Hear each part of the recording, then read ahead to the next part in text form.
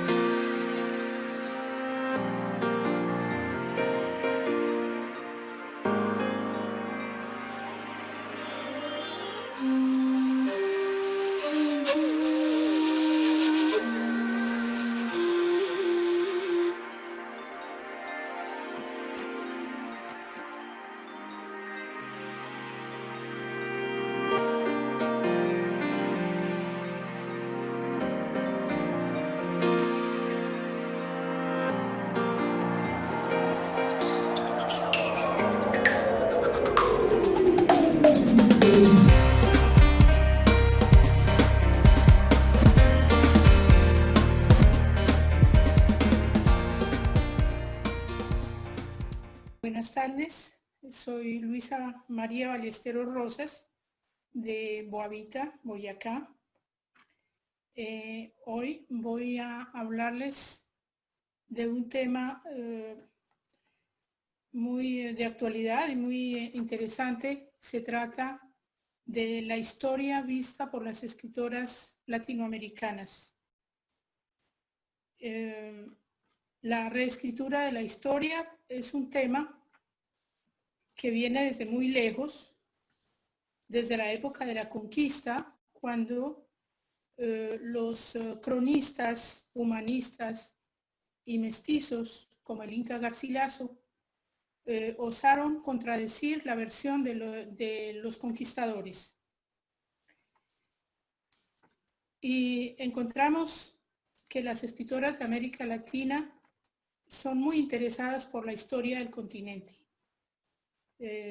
No solamente de sus países respectivos, sino de toda la América Latina. En la época de la conquista hubo algunas escritoras anónimas, entre ellas la más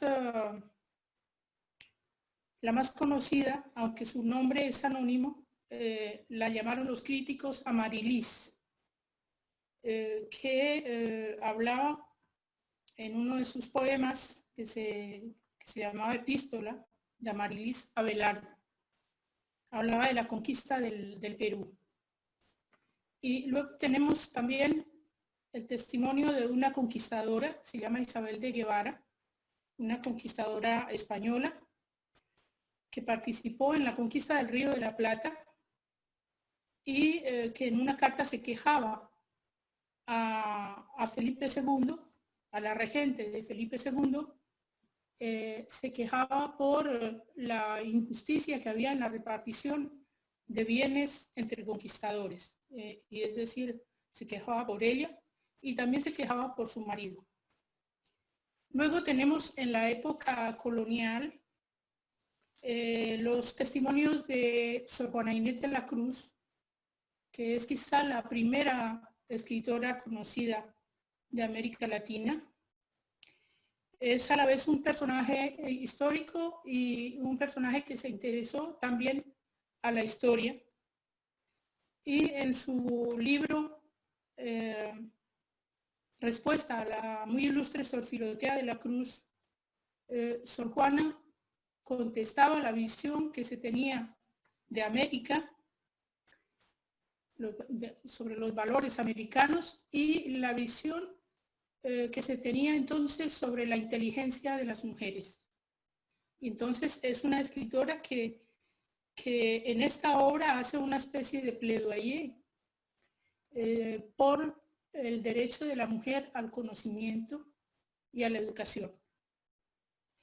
Luego, en el siglo XIX, hay otras escritoras que le hacen eco a Sor Juana y que se interesan también por la historia y al mismo tiempo por la condición de la mujer. De esa época tenemos a Mercedes Cabello, una peruana, que utilizó un lenguaje conservador para presentar sus reivindicaciones en favor de la educación de la mujer, pero no cualquier educación, sino una educación que le diera una profesión para que la mujer pudiese ser libre económicamente. Y ese mismo discurso lo tenía también Soledad Acosta de Samper, la colombiana, Soledad Acosta de Samper, quien también utilizaba un discurso conservador permitido en su época para hacer las mismas reivindicaciones. Es decir, que en un discurso conservador, diciendo que a favor de la moralidad, es decir, que para que estas mujeres no cometieran errores en caso de viudez, era favorable que aprendieran una profesión para poder defenderse solas, para mantenerse ellas y sus hijos. Estas dos escritoras se interesaron por la historia también, Soledad Acosta de Samper escribió varias obras sobre la conquista de Nueva Granada, como una sobre el primer conquistador, Alonso de Ojeda. Y luego escribió también unas crónicas que se llaman Los Piratas de Cartagena, para evocar ese problema, esa guerra que se hacía España con las otras potencias europeas en el Caribe a través de los piratas. Es un libro muy, muy interesante de Soledad Acosta de Samper. Luego tenemos otras escritoras del siglo XIX, como Juana Manso, de Argentina, que contribuyó también al desarrollo de la educación en Argentina, y también escribió algunos libros históricos y algunos poemas históricos, puesto que forma parte de esa generación del 37 que sufrió el exilio a causa de la dictadura del general Juan Manuel Rosas. Y en el mismo caso está Juana Manuela Gorriti, una gran escritora del siglo XIX argentina, que se fue al exilio y como era de Salta, en la frontera con Bolivia, se fue al exilio a Bolivia y allí se casó con Isidoro Belzú, un militar que dio varios golpes de Estado en Bolivia hasta que se hizo con el poder y logró su objetivo.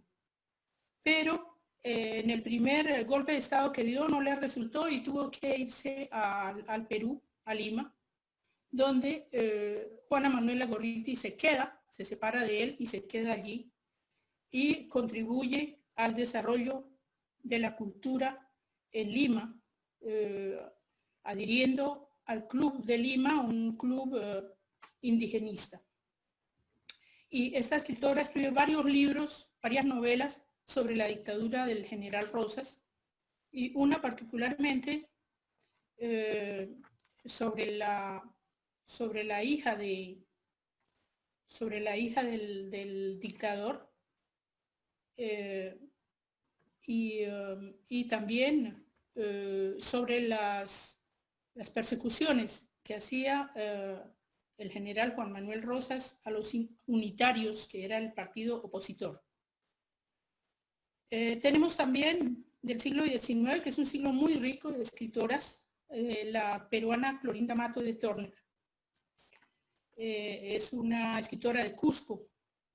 que también escribió para periódicos importantes, y se llama de Turner porque se casó con un médico inglés que la apoyó mucho en su escritura, y también marcó su época con sus escritos, en particular una novela que se llama Ave sin nido, en la cual ella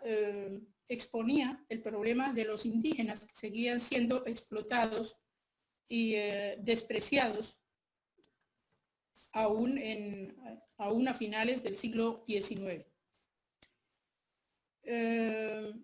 Tenemos también una escritora cubana del siglo XIX que es muy conocida y que la reivindican a la vez como escritora española y como escritora cubana, porque Cuba se independizó, como lo saben ustedes muy bien, se independizó mucho más tarde que los otros países de América Latina. Cuba se independizó en 1898, ya a finales del siglo XIX, y entonces en la época de esta escritora, Cuba seguía siendo colonia española. Entonces, esta escritora, en su obra, Sab, principalmente, en esa novela, se ataca a la esclavitud de los negros, defiende también a los indígenas, contando la historia de la conquista y de la explotación de los indígenas, y también en esta obra plantea el problema de la mujer,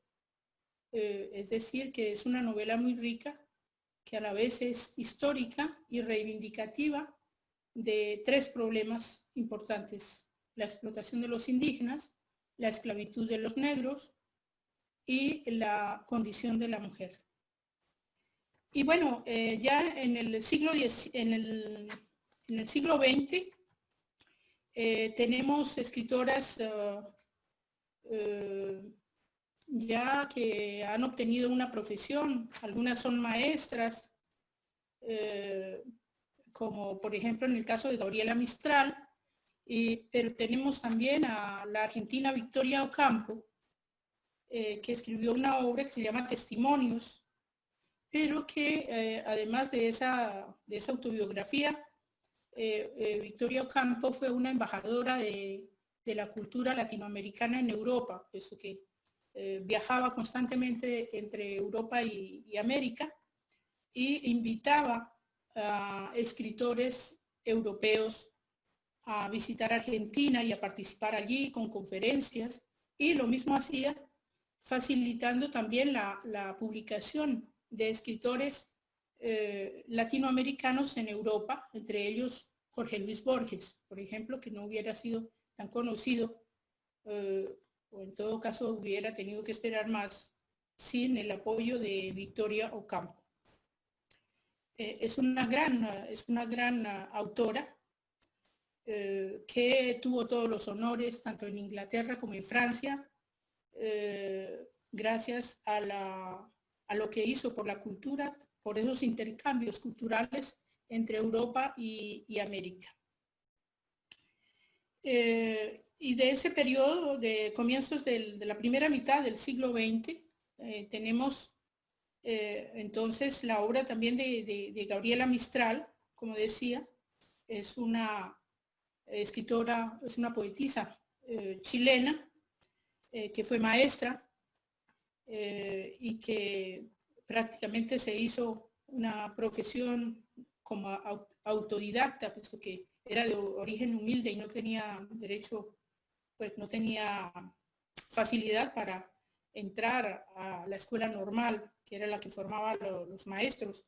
Pero en fin, la situación política de Chile de su época le favoreció un ascenso rápido en la escala de maestra de una escuela aislada en el sur de Chile, donde fue maestra del gran poeta Pablo Neruda, que fue premio Nobel de literatura. Y bueno, esta escritora pues fue una de las primeras mujeres que participó también en la diplomacia,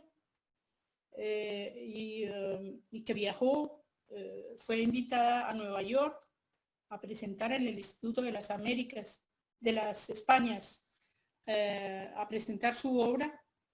y publicar su libro Desolación, y a partir de ahí también fue conocida por sus obras didácticas para la educación de los niños en América Latina, por sus canciones y poemas para niños, y fue muy conocida por la editorial Maturana y Ursúa. Y bueno, esta escritora fue la primera a obtener el premio Nobel de literatura en América. Curiosamente, las mujeres no eran muy reconocidas, las mujeres escritoras, pero es una mujer, es una escritora la que obtiene el primer premio Nobel de literatura en América Latina, y es Gabriela Mistral. Se le agradecía, en todo caso, bueno, su poesía de tipo social, pero también la obra que hizo en beneficio de los niños, de la educación y la protección de los niños. Y tenemos otra maestra muy conocida de esa época, que es Alfonsina Storni, es una argentina de origen italiano, que también fue maestra y poetisa, y que tuvo mucho éxito en su época. Tenemos algunas escritoras también, algunas escritoras de poesía un poco erótica, bueno, erótica para la época. Hoy no se diría que es tan erótica su poesía, pero en fin, son consideradas así. Es la colombiana Laura Victoria, que es de Suatá, del norte de Boyacá. Y también tenemos a Delmira Agustini, una uruguaya, que escribieron versos muy originales y osados para su época. Y luego tenemos las narradoras, las narradoras mexicanas, narradoras y poetas, en el caso de Rosario Castellanos, que escribió obras sobre la Revolución Mexicana y también poemas de tipo feminista, también para defender la condición de la mujer. Trataba de la llegada tardía de la Revolución mexicana al estado de Chiapas, de donde era originaria, y trata en su obra Balún Canán la condición de los indígenas mayas, que todavía están tratados como en el sistema feudal de la época colonial, y trata la condición de la mujer y al mismo tiempo las reformas de Lázaro Cárdenas, del presidente mexicano de esa época, ¿no? De 1936, 1940, que fue el que finalmente puso en marcha las reformas que pedía la revolución, como la reforma agraria, la nacionalización de los recursos, la extensión de la educación a todos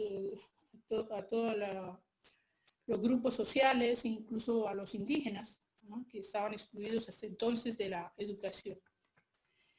Y tenemos también entre las mexicanas a una mexicana que es muy conocida todavía en la actualidad, que es Elena Poniatowska, una periodista. Elena Poniatowska se hizo conocer con una novela que se llama Hasta no verte, Jesús mío,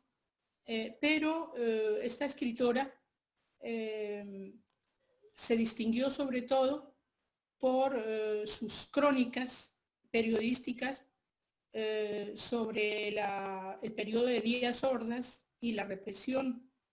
que tuvo lugar en 1968 en México, en particular la matanza de estudiantes que hubo en la Plaza de las Tres Culturas en Tlatelolco. Y entonces esta escritora, pues, como era de una familia muy distinguida, pues era princesa de origen polaco, se le permitía, finalmente nadie la atacaba como a los otros periodistas, entonces podía permitirse condenar esos actos. Y también está la ex esposa del premio Nobel Octavio Paz, Elena Garro. Elena Garro también pasó a la historia literaria con una obra muy importante que se llama Los sueños del porvenir y que trata también de la Revolución Mexicana. Trata de la Revolución Mexicana, de la Gran Revolución Mexicana, de los efectos que tuvo la revolución en el campo, en los campesinos, que de todas maneras fueron los que sufrieron, de un lado como del otro, tanto de los revolucionarios como del ejército. Y se refiere en esta obra también a otra revolución que tuvo lugar en 1926, que es la revolución cristera. Puesto que el presidente mexicano de esta época, Calles, que era anticlerical, se atacó a la iglesia y abolió los cultos. Entonces los mexicanos siguen siendo fervientes católicos, hicieron una revolución que se llama la Revolución Cristera, pues que llevaban el emblema de Cristo Rey y manifestaban contra esa política anticlerical de Plutarco Calles. Entonces una novela muy rica que trata las dos revoluciones a la vez y que es un testimonio muy importante de esa época mexicana. Luego tenemos en el sur, por la misma época, la obra de las argentinas, Marta Traba, Luisa Valenzuela, que tratan en sus obras de la dictadura, de la dictadura militar en Argentina. Y tenemos también la obra de la chilena Isabel Allende, puesto que en Chile y en Argentina, en esa época de Guerra Fría, sufrían de la dictadura militar. En Chile, de la dictadura de Pinochet, ¿no? Y entonces Isabel Allende, en la Casa de los Espíritus, deja un testimonio del golpe de Estado perpetrado por los militares a Allende, a Salvador Allende, y luego la dictadura militar que se pone en marcha a partir de ese golpe de Estado. Pero Isabel Allende, fuera de esas obras que escribe para destinadas a ese periodo,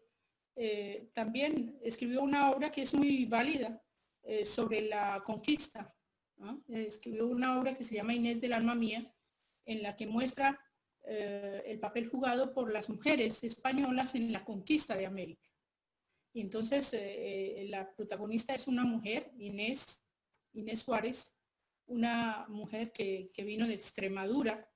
y que participó en la expedición de Pedro Valdivia en la conquista de Chile.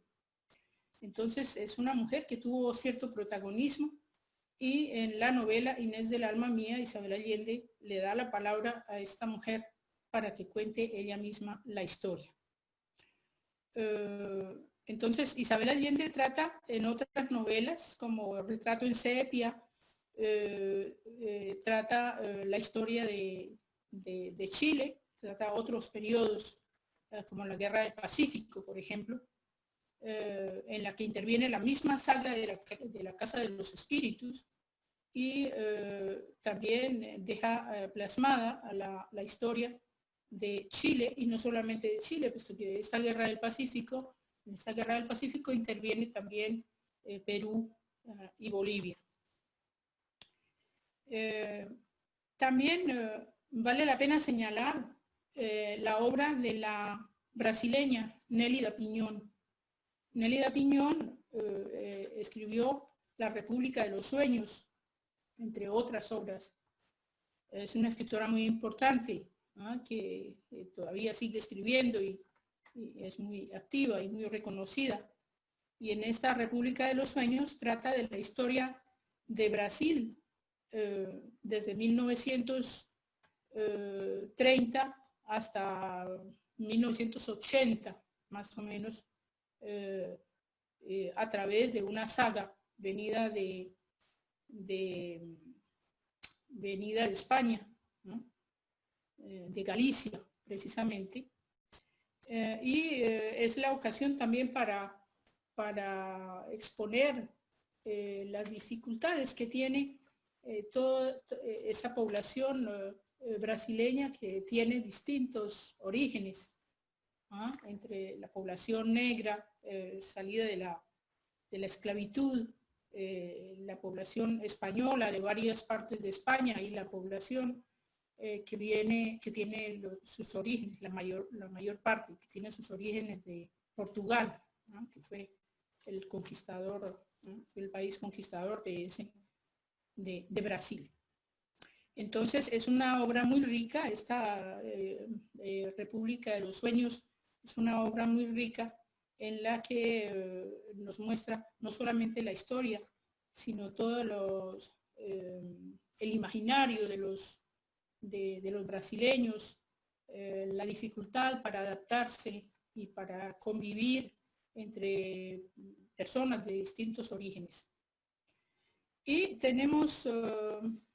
también una escritora que sigue siendo muy famosa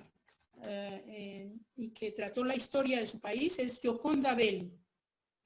Gioconda Belli es de Nicaragua, y fue una militante contra la dictadura de Anastasio Somoza. formó parte del movimiento sandinista de liberación nacional, y al triunfo de la revolución 1978, Gioconda Belli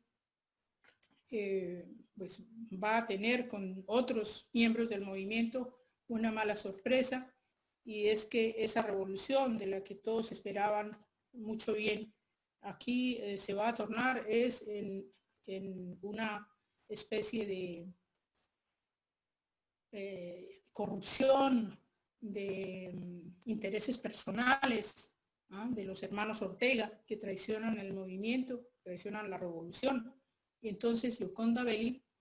tiene que irse al exilio otra vez, puesto que durante la dictadura de Somoza también se había ido al exilio, y aquí se tiene que ir al exilio nuevamente, pero ya perseguida por los miembros de su propio movimiento, los sandinistas, los falsos sandinistas, finalmente, que están en el poder. Entonces, en sus obras, en las primeras novelas y en su poesía, trata de la dictadura de Somoza y también de esa lucha permanente de Nicaragua por la libertad. Y entonces esta escritora tiene una escritura muy innovadora con relación al manejo del tiempo, puesto que al mismo tiempo está exponiendo la actualidad, ¿no? La dictadura de Somoza, luego la dictadura de los Ortega, y toda la persecución, y al mismo tiempo está tratando la época de la conquista y cómo los indígenas también sufrían de la misma represión. Entonces hace paralelo entre varias épocas y muestra en sus obras que finalmente pareciera que los nicaragüenses están destinados a llevar siempre una lucha por la libertad, cualquiera que sea el régimen que está. Y en una novela que se llama Huaslala, plantea justamente el tema de la utopía y es decir, esa búsqueda de libertad, de una sociedad ideal que va a ser frustrada justamente por personas que no son dignas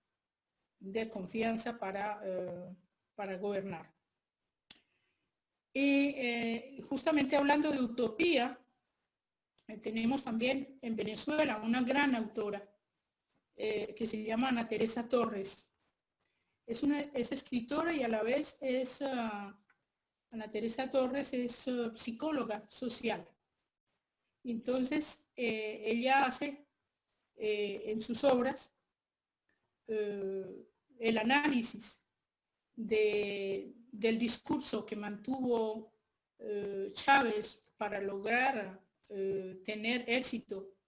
en Venezuela, en las elecciones después del golpe de Estado que había dado, y cómo cundió ese discurso ligándolo con la época de la independencia por Simón Bolívar, haciendo un paralelo entre un país que todavía no está liberado y que él, supuestamente, Chávez, es el hombre providencial que va a reemplazar a Bolívar y que va a liberar a Venezuela. Entonces, ella hace ese análisis de cómo la población le prestó oídos al discurso de Chávez, y luego un discurso que se va a mantener, un discurso que plantea enemigos, que inventa enemigos exteriores para poder crear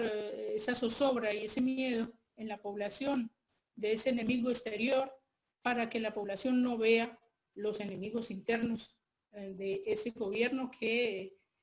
los explota y que se dedican a la corrupción y en fin, a todo lo que hoy vemos claramente en Venezuela. Entonces, es una obra muy importante la de Ana Teresa Torres. Parece ser que vive en Venezuela todavía, no sé cuál será su situación con relación al régimen, De todas maneras es una escritora, o sea que sus obras son consideradas como de ficción, pero no tanto, puesto que también Doña Inés contra el olvido, Ana Teresa Torres también cuenta la historia de la época colonial, de la época de la independencia y de la época más actual, pues más reciente, bajo otras dictaduras como la dictadura de Gómez,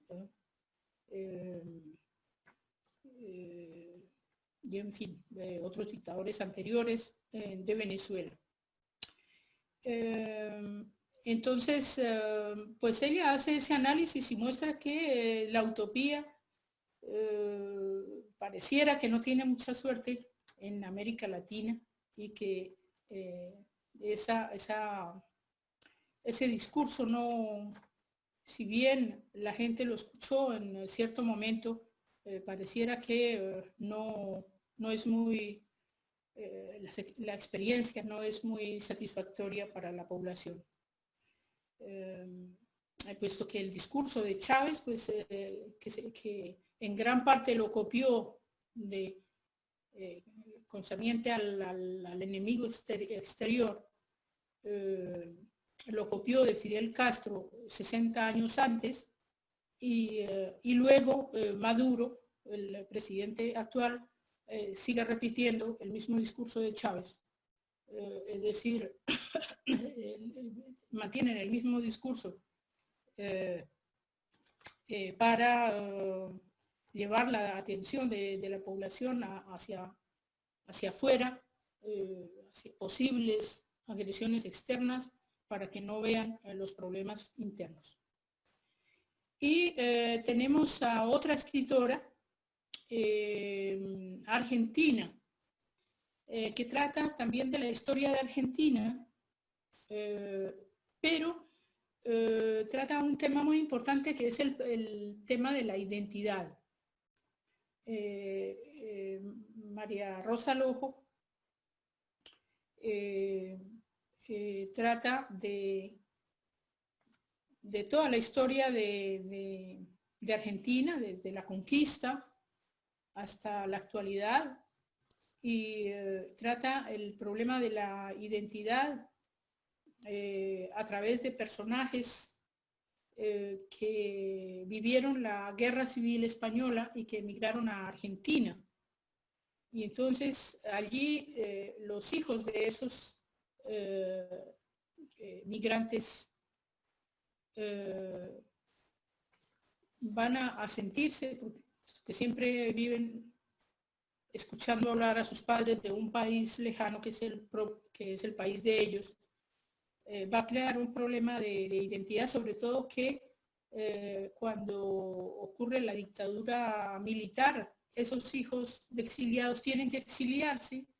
a la vez en Europa. Entonces trata de ese exilio de ida y vuelta que se crea en Argentina y que influye en ese sentimiento de identidad, perturba el sentimiento de identidad de algunos argentinos, ¿no?, que están en esa situación. Y hace una especie de revisión de la historia del siglo XIX a través de Lucio Mansilla, ¿no?, uno de sus personajes,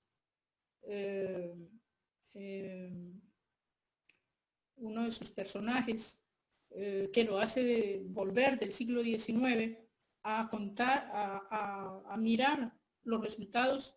de las reformas que hicieron en el siglo XIX los argentinos para crear un Estado moderno a la imagen de Europa. Y entonces el mismo Mansilla va a ver los resultados y se va a quejar de los errores que ellos hicieron, sobre todo bajo el régimen de Domingo Faustino Sarmiento,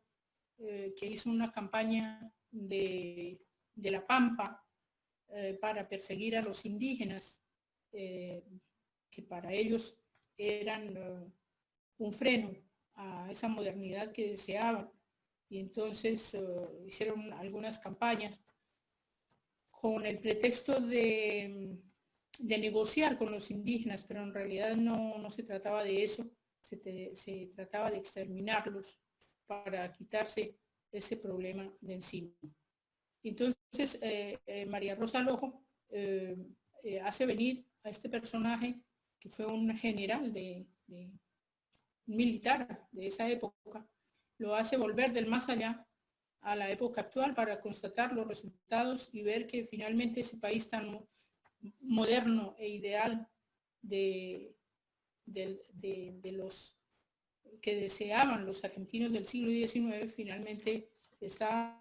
en otra clase de barbarie, puesto que está inmerso en una dictadura todavía peor que las dictaduras del siglo XIX. Y bueno, volviendo un poco a Colombia, puesto que no he hablado de Colombia, tenemos varias escritoras también que se interesan a la historia. Tenemos a Alba Lucía Ángel, por ejemplo, que escribió sobre el conflicto armado. Sobre todo hay una novela que se llama El guerrillero, un cuento, en realidad, El guerrillero, en el que la autora plantea los efectos del conflicto armado en la población campesina. Y escribió otras obras como Estaba la pájara pinta, en las que también hace una crítica al himno nacional y también hace una crítica a la independencia, ¿no? A la independencia y a la forma como los colombianos perciben los acontecimientos históricos en la realidad. Y otra escritora que expone el conflicto armado en su obra es Flor Romero, Flor Romero, que falleció hace 2 años, que vivió en París y desde París escribió mucho sobre Colombia, sobre la historia de Colombia, como Triquitraques del Trópico, por ejemplo, Los sueños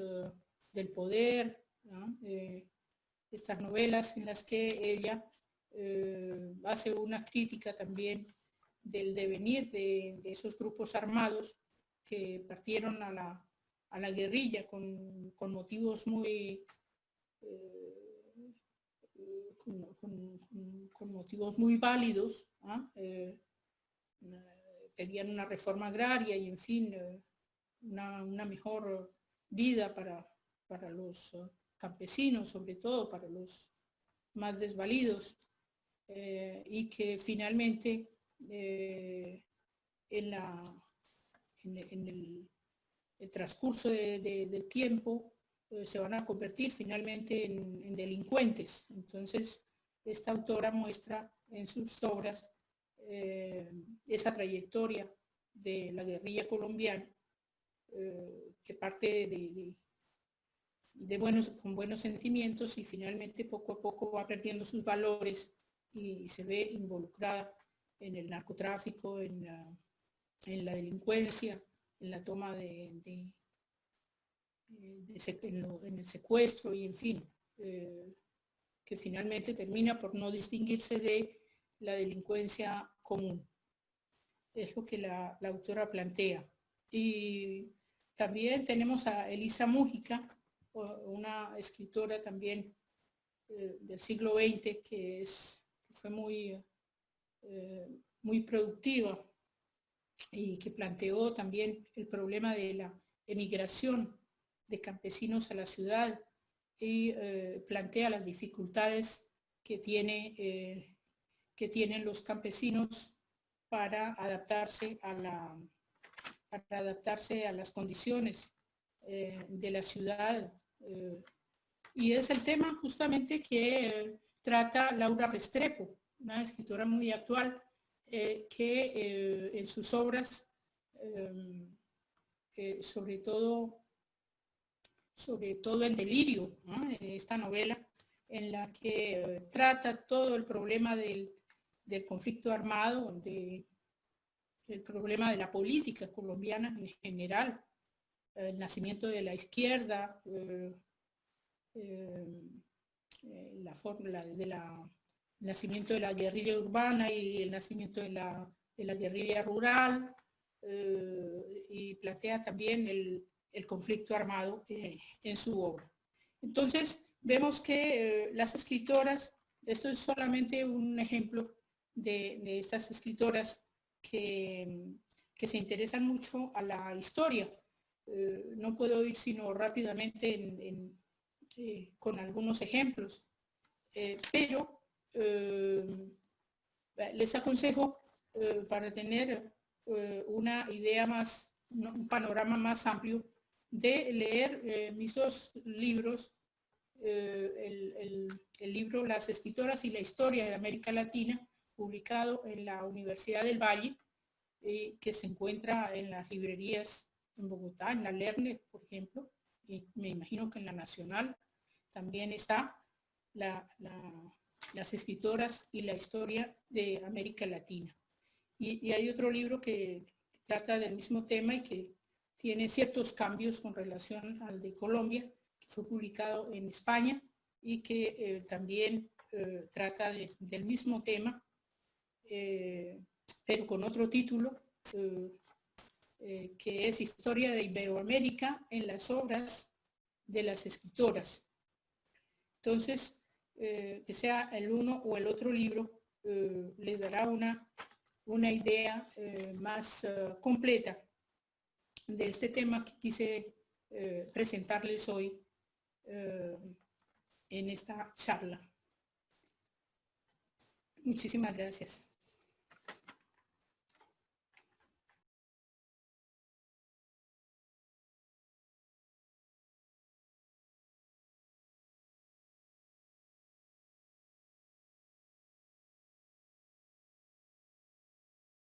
La cultura es de todos. Ministerio de Cultura.